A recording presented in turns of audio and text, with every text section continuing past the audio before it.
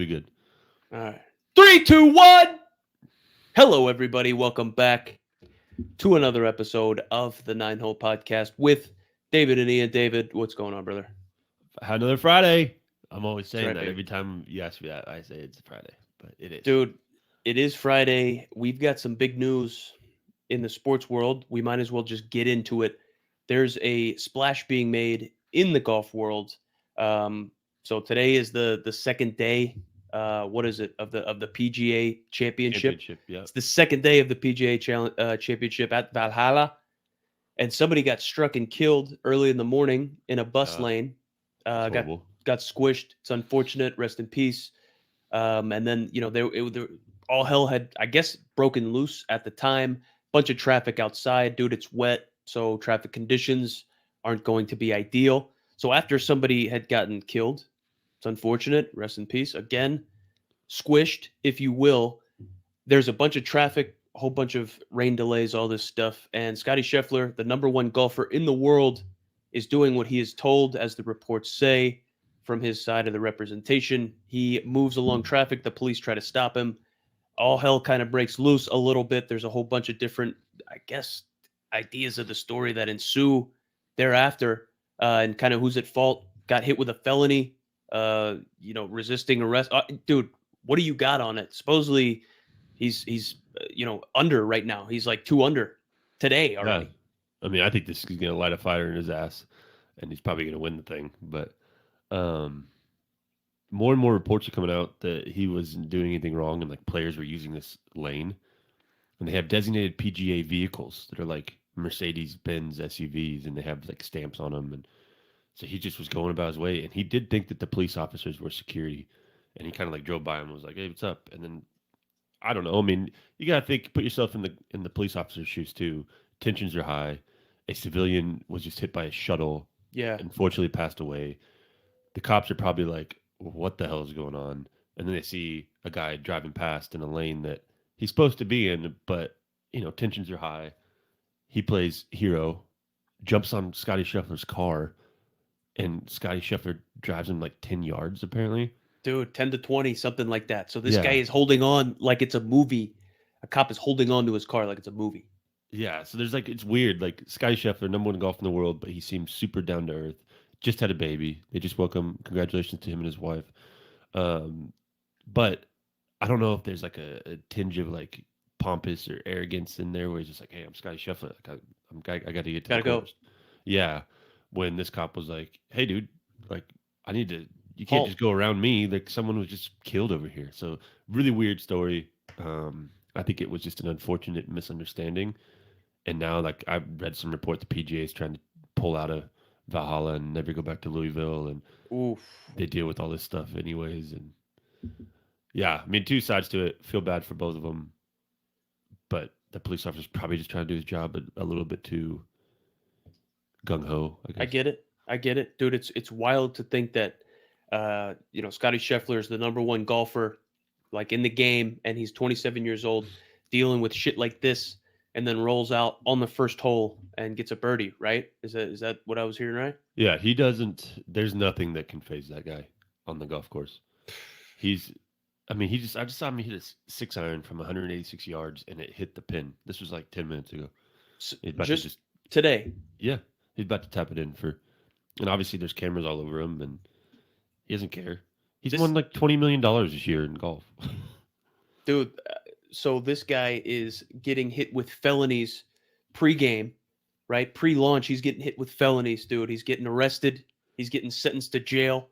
Whatever, he gets brought into jail, and he's out and back He's in an orange about an jumpsuit. hour. Yeah, I saw the mugshot photo, and he's out and he's back about an hour before he's supposed to tee off, dude. And here he is, like birdie in the first hole. How about that?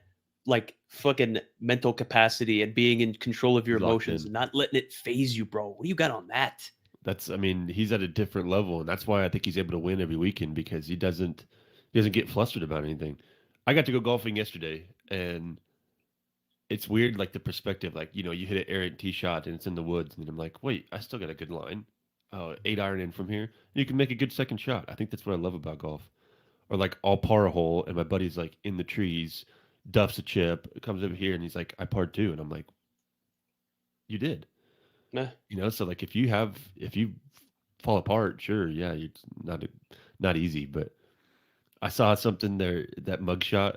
He was in an orange jumpsuit, and Ricky Fowler, when he was first coming up, was Puma, and he wore Yeah. all orange everything. All crazy colors. Yeah, Yeah. someone was like, "Oh, Scotty Scheffler stole Ricky Fowler's Puma outfit." It's wild, dude. Yeah, that mental fortitude by Scotty Scheffler, dude. We're gonna have to have him on the podcast talk about his mental game. Yeah, let's Motherfucking call locks him. in. Yeah, yeah. We'll reach out. We'll get in touch with his representation, but he's doing well, dude. So we'll see kind of how that goes about. I'm not sure if he birdied that hole or what, but he was I guess tied for sixth, which is absolutely incredible, bro. So He's that's placed top 10 like every event he's done in like the last 2 years or something crazy. 100%, dude. Yeah, rest in peace to that guy that got hit, unidentified man attempting to cross Shelbyville Road. He was struck in the dedicated lane for buses, so he got squished. Okay, I don't know. I can't read that. He just birdied again, Did he and really? yeah, he's 7 under now, so he's tied for fourth. That's wild, dude. That is wild. So we'll keep the eyes peeled there, bro. That's crazy news. That's wild news. Kind of switching gears a little bit, dude. We had an instance this week in Major League Baseball of a pitcher getting banged for not following the rules, and it's crazy, but it just so happens to be on the Astros, which Weird. there's been some questions in the past Bunch of cheaters. about the validity of some of their wins, some of their stats, how they went about their business. So pitcher ronelblanco got banged, got caught by the umpires in between, innings for sticky substance on his glove. So he got suspended for 10 games after said sticky substance that the MLB has not identified or come out and has said what it was. Got 10 games for that, dude. Laz Diaz, fucking smell ya. He gone. Eric Bacchus, probably butchering that last name. Eric was the umpire that caught him. I guess he was the first base umpire, caught him, and he is on quote as saying, "I felt something inside the glove. It was the stickiest stuff I felt on a glove since we've been doing this for a few years now." So this guy was out there Gorilla glue. sticky down, dude. It doesn't look like he was necessarily trying to hide it, I guess. But Blanco came out. He denied using an illegal substance, even though they didn't really appeal. This whole case. They just wanted to get it over with as quickly as possible and just get back on the field. He denied using it up front, man. He said, "Just put rosin on my left arm, dude.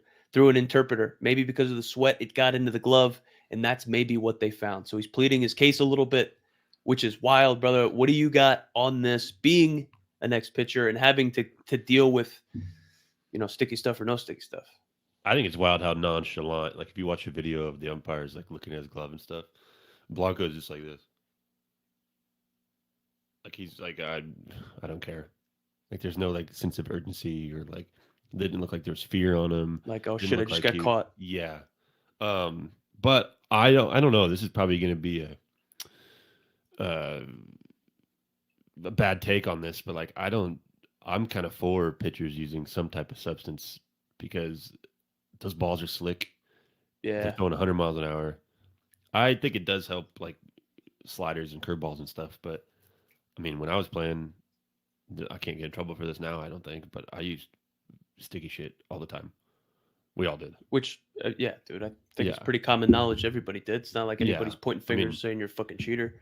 my fingers were like brown after games, and I would go around in between innings, especially in starts, and just go grab like bats in the dugout and try to get the pine tar off the dugout because those balls, even though they come rubbed up, they're cue balls, like pool balls. They're slick, and if you don't have a good grip and you got nasty stuff, like I don't know why Major League Baseball wouldn't want to do something to implement. I don't know. You know what I mean? It's crazy, brother. I know. And it's, the rebound effect. They make these rule changes to make the game one way or another. At some point, 2019, there were a bunch of home runs. The balls were really hard and tiny.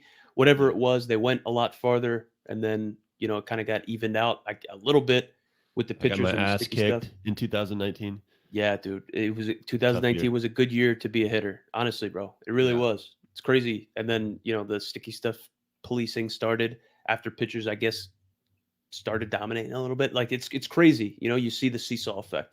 I mean, I was in that. So 2018 AAA, 2019 AAA. I know talent changes year to year, and we talked about this, but I pitched very well in 2018 for being in the PCL, and I had the same stuff, maybe better stuff in 2019, and Mm, got my ass kicked. And yeah, everyone did, dude. Guys were getting called up at like 13 ERAs, 17 ERAs, just because like they're like, hey, he's throwing strikes, his stuff's good, but he gave up 4 pop-up home runs this game. I get it. Ball was traveling, bro. Yeah, PCL's To an wild. extent, to an extent. I mean, he still had to hit the ball and Yeah. make a Get it throw. up there. So Blanco held out his hands and patted them together in front of the umpires when they inspected his glove before he was ejected. And he did the motion again after he was tossed. What I told them is if you found something sticky in my glove, you should also check my hands because it should also be on my hand, Blanco said. So he was trying to justify it a little bit. Just check my hand. And he didn't. So they didn't check his hands. They're like, dude, you know what? We don't fucking care. Got sticky stuff on your glove. What, you're going to have sticky stuff on your glove? You're not going to use it? Come on, brother. Come on. What if it was like a bee got in there and made some honey? I don't know, man. I guess it's up to the umpire's discretion.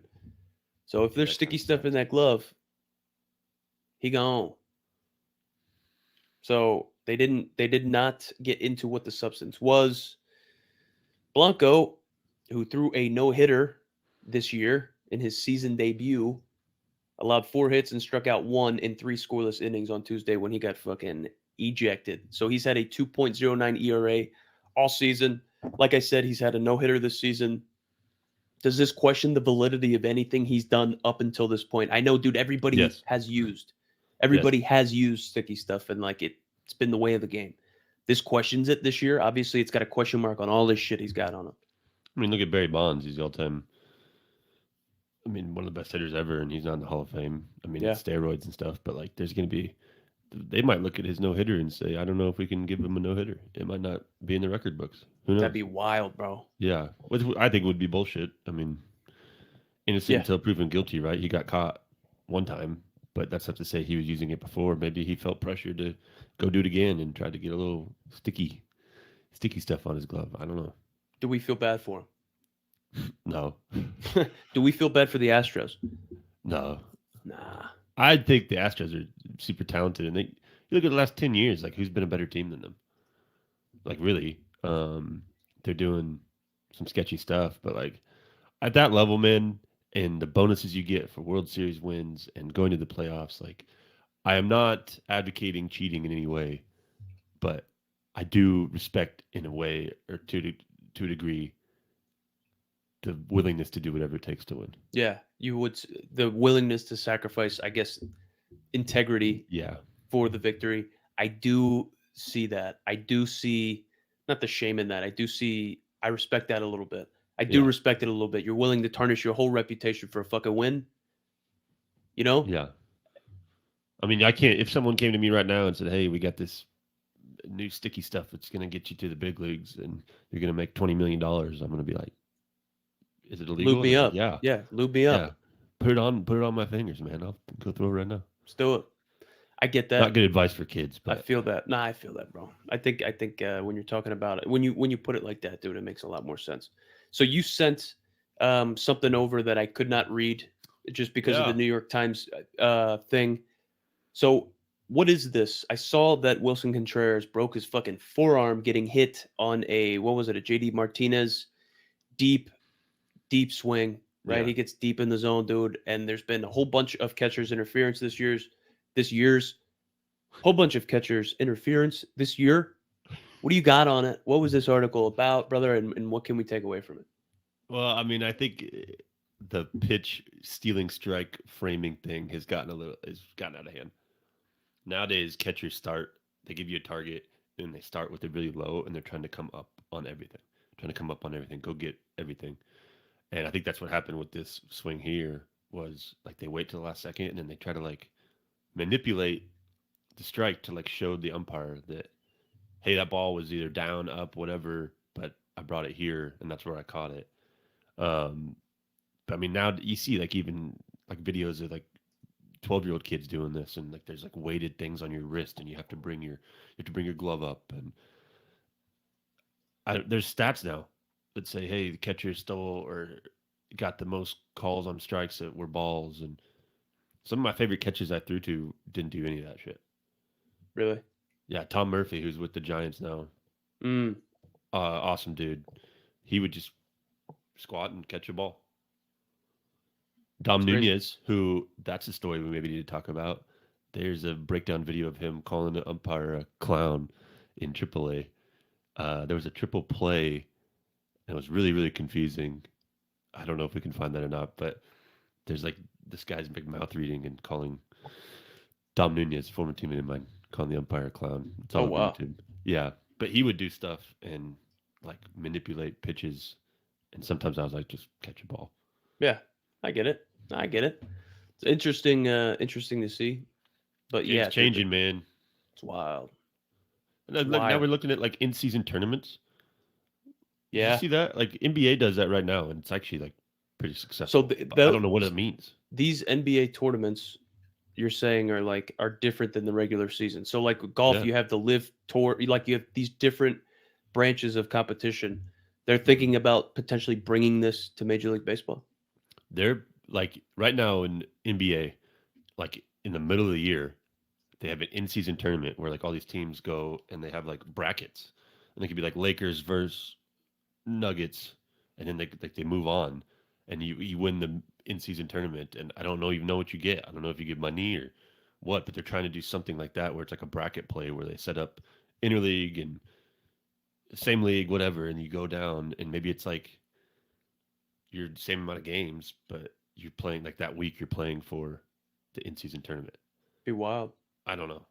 I don't That'd be know. I wild. don't understand the appeal of it, but it's So probably just to attract more yeah, just viewers. more viewership, make it sexier, make it more fun, dude. So I was reading this a little bit. They were thinking about breaking teams up into groups of five, right? Playing around until you get a winner out of that group of five. It's like a round robin Yeah. thing, and it sounds, dude, it sounds great. It sounds like somewhat entertaining, but is that something you would watch? How would that be more entertaining to watch than a baseball game? I know that they were saying maybe this like world championship game or however you want to do it is right around the All-Star game, right after the All-Star game, so Yeah. could probably bring more attention and viewership around there. Like, dude, I don't know if I'd be down to watch that. Is there a risk? You see all the risk of injuries and shit too. Like, what do we got? And also, like, is they play 162 games a year, Yeah, dude. so they're going to add to that or take back, or is it just like that's what I'm saying? Like, is it just in season and they do like a bracket play middle of the? Because I think like NBA they play 82 games, I think, but the in-season tournament is part of those 82 games. Mm, yeah, dude. I have no idea. It would be interesting to see kind of how they utilize the rosters. And what, like It'd in the middle of the season, guys just start playing harder to win this tournament? be crazy, right? I don't get. I don't know. That'd be I think it's a little crazy. gimmicky.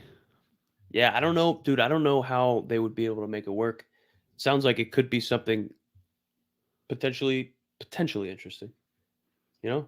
But I'd have to see it, even though I probably wouldn't see it, but you know what I mean? Yeah, I don't know if I'd watch it. I don't watch as much baseball as I want to.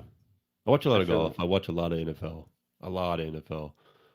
But I think because baseball's on every night, and like a guy like Skeens, I think it'd be fun to follow. And Yeah, so he's gonna um, be. You said he's yeah. I saw the lineup that's gonna be against him for the Cubs.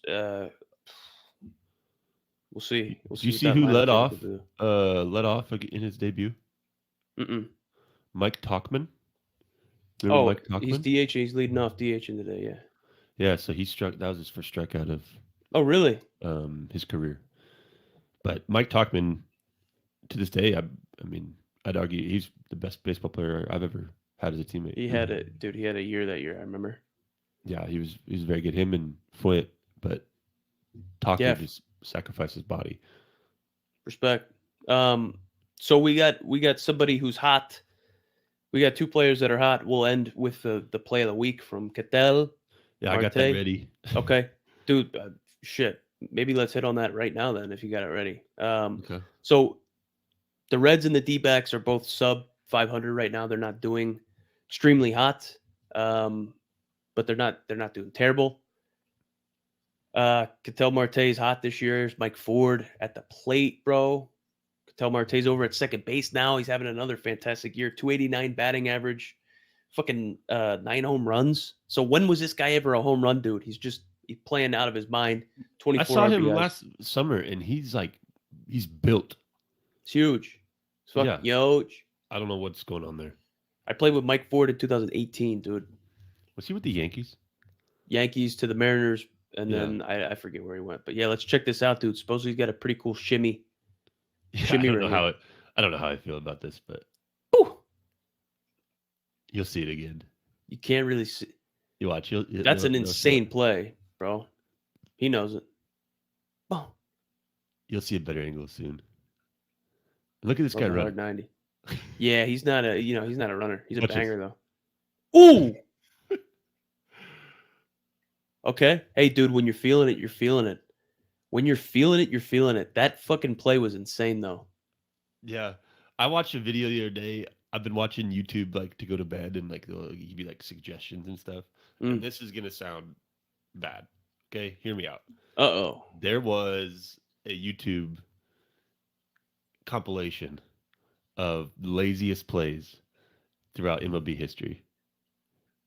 And they were all Latin players. Were they really? Every single one. And Puig was on 60% of them. Stuff like that, not running out the bases. And just 2 years ago, guys were benching guys for not doing that. And now I don't see that. It's common practice now, you think? Yeah, the shimmy thing is cool, but if I'm coaching a high school team or even a college team and stuff, and I see a kid do that, I'm like, what are you doing?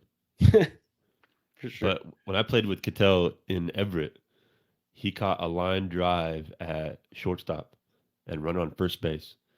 Instead of throwing it over to first base, the runner stopped and was just I'm out. Ketel rolled the ball on the ground all the way to first base. No way. To show up the runner. And everyone looked at him like, what are you doing? He said, he no hustle. He no hustle. I make him make an example out of him. Fuck yeah. I like that. He still has that in there, I'm sure, but he got a lot of swag. I don't know if that's still a word, but yeah, he's swaggy. He's got swag. I love that, dude. He's from both sides, bombs. He's showing it off. He's a big boy now. Top 10 player in baseball, I think, right now. It's wild. So he's having another good year, bro. It's great to see the success there. So his teammate, not his teammate, excuse me, they were playing the Reds. So Ellie De La Cruz is hot as shit right now. You had sent over the stats. Dude, not even just north of 150 at bats. And he's already got 30 bags, dude, in 35 attempts. And everyone that's tuned in knows this, but you were a very good base runner, very good base stealer, very fast.